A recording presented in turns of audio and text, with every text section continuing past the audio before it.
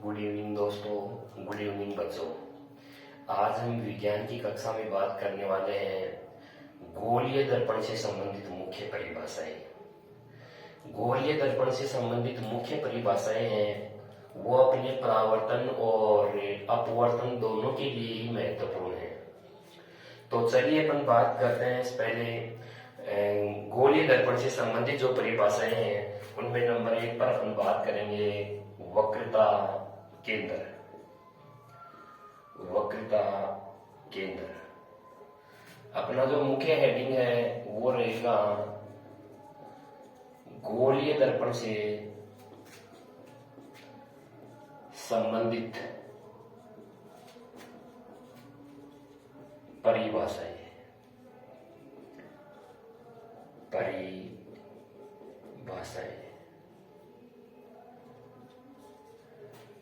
तो नंबर 1 पर बात करते हैं वक्रता केंद्र कि वक्रता केंद्र किसे कहते हैं। देखिए, कांच का जो खोखला गोला होता है, या हम ये कहते हैं कि दर्पण जिस कांच के खोखले गोले का बना हुआ माना जाता है, दर्पण जिस कांच के खोखले गोले का बना हुआ माना जाता है उसके केंद्र को वक्रता केंद्र कहते हैं। परिभाषा लिखता हूं मैं। गोलीय दर्पण कांच के जिस खोखले गोले का बना हुआ माना जाता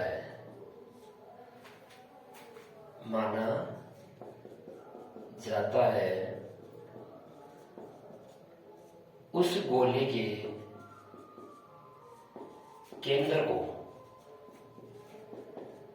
वक्रता केंद्र कहते हैं। वक्रता केंद्र कहते हैं। अर्थात गोलीय दर्पण कांच के जिस खोखले गोले का बना हुआ माना जाता है, उस गोले का केंद्र बिंदु होता है, उसी को वक्रता केंद्र कहते हैं। और वक्रता केंद्र को C से निरूपित किया जाता है। इसे C से लिखा जाता है।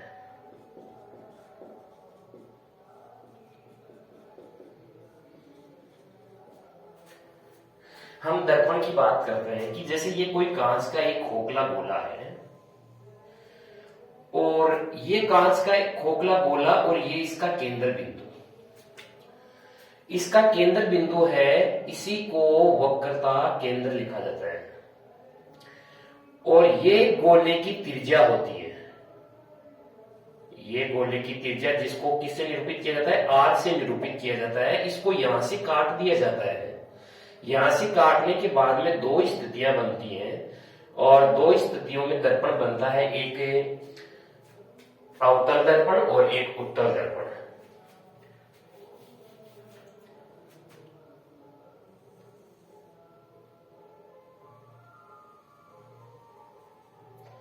ये गोले का केंद्र बिंदु जिसको वक्रता केंद्र कहते हैं, इसको C से निरूपित किया जाता है। इसको यहां से काट देने के बाद में इसकी स्थिति ये रहती है, इधर इसके परावर्तक पृष्ठ के ऊपर पॉलिश कर दी जाती है, ये अवतल दर्पण बन जाता है। और इसके इधर अगर पॉलिश कर दी जाए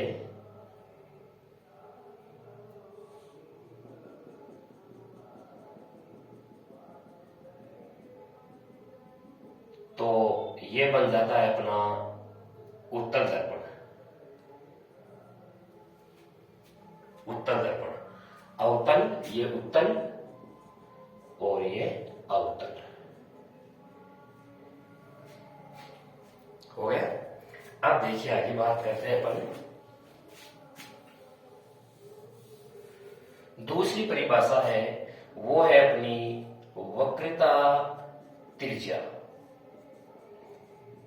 वक्रता त्रिज्या, वक्रता त्रिज्या किसे कहते हैं?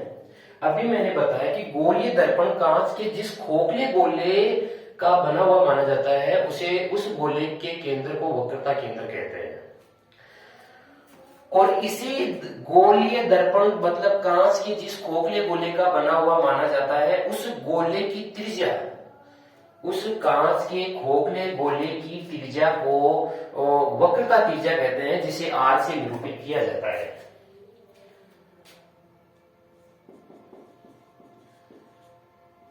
गोलीय दर्पण कांच के जिस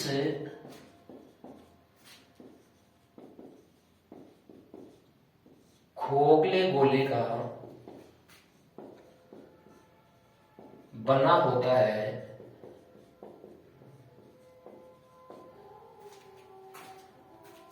उस गोले की त्रिज्या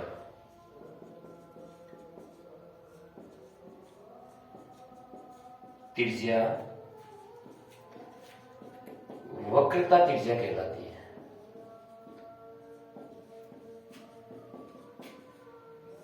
वक्रता त्रिज्या कहलाती है। अभी जैसे बात कर लें, ये कांच का एक खोखला गोला है, ये इसका केंद्र बिंदु अर्थात वक्रता केंद्र जिसको सी से लिखा जाता है, ये इसकी त्रिज्या जो आर से लिखी जाती है। दूसरी परिभाषा होगी। तीसरी बात करते हैं मुख्य अक्ष।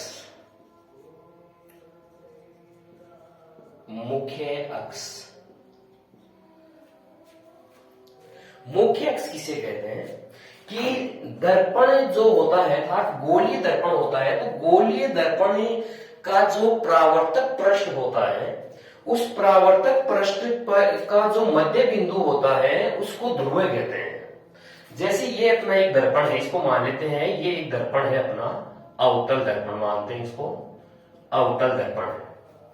इस अवतल दर्पण का जो परावर्तक पृष्ठ है, इस परावर्तक पृष्ठ का जो केंद्र बिंदु होता है जिसे P से निरूपित किया जाता है, इसको ध्रुव कहते हैं। तो ध्रुव अर्थात वक्रता केंद्र और ध्रुव को मिलाने वाली एक काल्पनिक जो रेखा होती है, सीधी सरल रेखा होती है, उसे मुख्य अक्ष कहते हैं। मैं दोबारा बनाता हूं इसको। ये अपना एक दर्पण है, अवतल दर्पण है। ये दर्पण का द्वारक है MN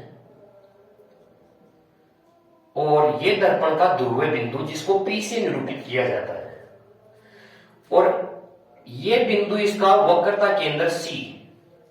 तो वक्रता केंद्र C और दर्पण के ध्रुव बिंदु P को मिलाने वाली काल्पनिक रेखा को मुख्य अक्ष कहा जाता है।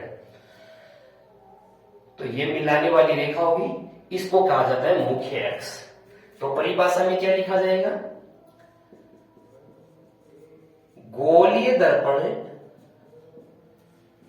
के परावर्तक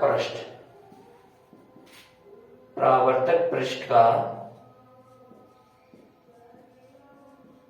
केंद्र बिंदु व वक्रता केंद्र को मिलाने वाली काल्पनिक रेखा मुख्य अक्ष कहलाती है। मुख्य अक्ष कहलाती है। तो गोलीय दर्पण के परावर्तक पृष्ठ का केंद्र बिंदु जिसको P से लिखा जाता है और वक्रता केंद्र जिसको C से लिखा जाता है, तो C और P को मिलाने वाली जो रेखा होती है वह मुख्य अक्ष कहलाती है। अब इसमें एक चीज और नोट कर लीजिएगा आप कि जो C और P है अर्थात ये दूरी बिंदु से लेकर, ध्रुव बिंदु से लेकर और वक्रता केंद्र की ये जो बीच की दूरी है, ये वक्रता त्रिज्या के बराबर होती है। तो CP की जो दूरी है,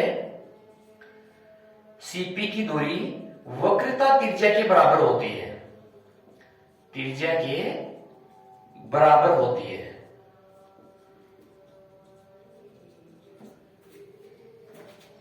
अगली परिभाषा ध्रुव बिंदु। ध्रुव बिंदु जिसको P से निरूपित किया जाता है, अभी हमने बात की है ध्रुव बिंदु क्या होता है कि गोलीय दर्पण का जो परावर्तक पृष्ठ होता है, इस दर्पण का परावर्तक पृष्ठ का जो केंद्र बिंदु होता है उसी को ध्रुव बिंदु कहा जाता है। तो लिखेंगे गोलीय दर्पण के परावर्तक पृष्ठ के केंद्र बिंदु को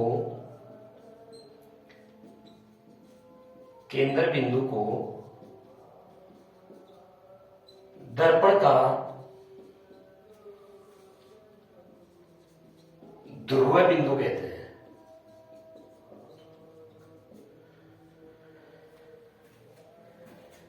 अगली परिभाषा है मुख्य फोकस।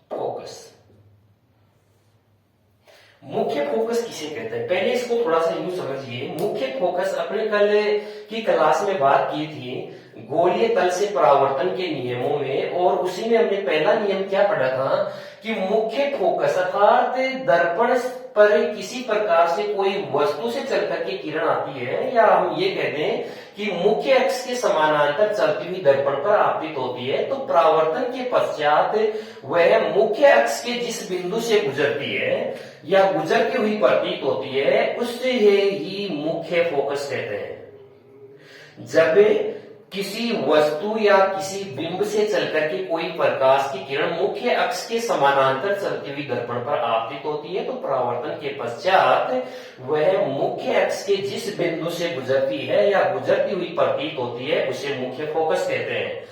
इसकी डेफिनेशन लिखता हूं मैं।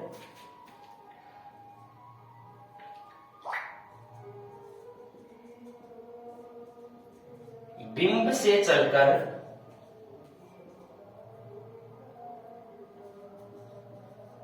मुख्य अक्ष के समांतर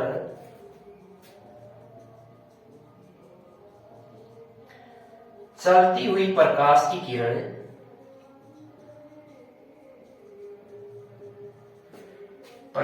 की किरण गोलीय दर्पण पर आपतित होती है,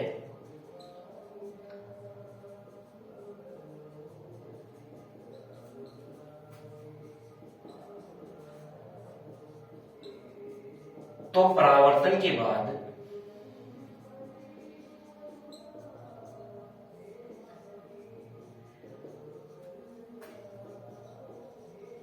मुख्य अक्ष के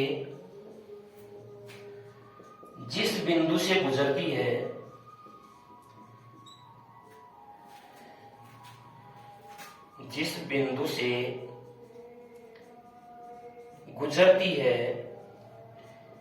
या प्रतीत होती है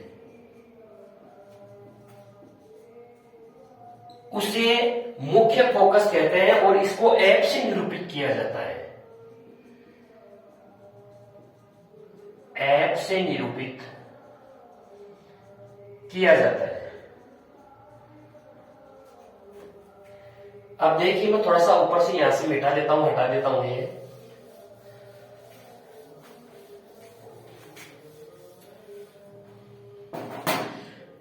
ये दर्पण है अवतल दर्पण, ये मुख्य अक्ष,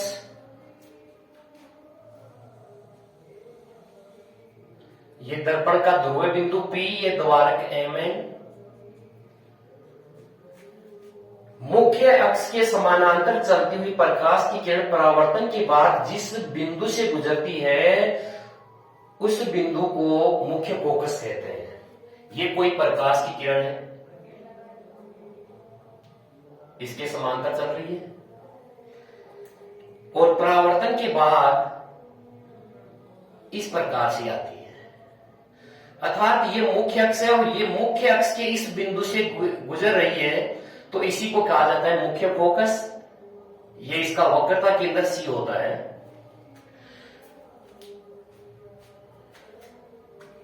एक बार इसको लिख लीजिए आप।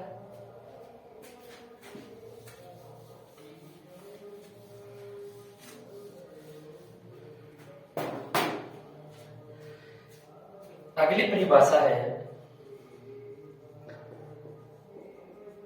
फोकस दूरी। फोकस दूरी किसे कहते हैं? तो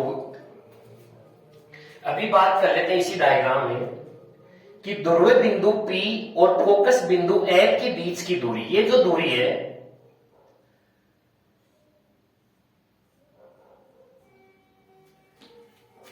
फोकस बिंदु F और ध्रुव बिंदु P के बीच की दूरी को फोकस दूरी कहा जाता है। मुख्य फोकस F व ध्रुव बिंदु P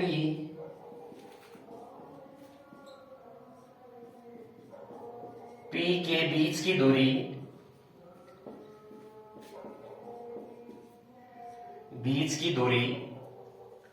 फोकस दूरी कहलाती है। फोकस दूरी कहलाती है। तो उम्मीद करता हूं अच्छे से आपको समझ में आई होंगी। स्क्रीनशॉट लेकर के रफ कॉपी में, फेयर कॉपी में इनको उतारें, अच्छे से बार बार इनको लिख करके याद करें। और अगर वीडियो पसंद आई हो तो लाइक एंड सब्सक्राइब करें। जय हिंद, जय भारत।